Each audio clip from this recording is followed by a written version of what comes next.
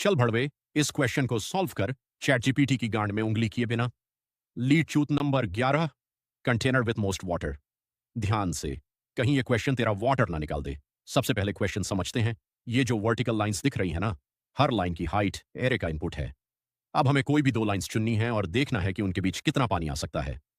Area का formula बहुत simple है। Area equal to width into minimum height. Width मतलब दोनों लाइंस के बीच का डिस्टेंस, और हाइट दोनों लाइंस में से जो छोटी होगी वही पानी की हाइट डिसाइड करेगी। जैसे यहाँ एक लाइन की हाइट 8 है और दूसरी की 7, तो हम 7 लेंगे, 8 नहीं।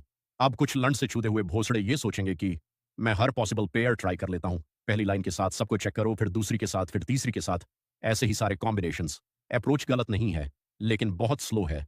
अगर 1000 बार्स हैं तो लाखों कॉम्बिनेशंस चेक करने पड़ेंगे झांटुओं। इसीलिए इसकी टाइम कॉम्प्लेक्सिटी हो जाती है big O of n square. अब देखते हैं स्मार्ट अप्रोच। हम दो पॉइंटर्स यूज करेंगे, एक लेफ्ट से और एक राइट से, मतलब सबसे बाहर वाली दोनों लाइन से स्टार्ट। सबसे पहले एरिया कैलकुलेट करेंगे। अब सवाल है किस पॉइंटर को मूव करें। यहीं पे पूरी ट्रिक है, हमेशा छोटी हाइट वाले पॉइंटर को मूव करना है। क्यों?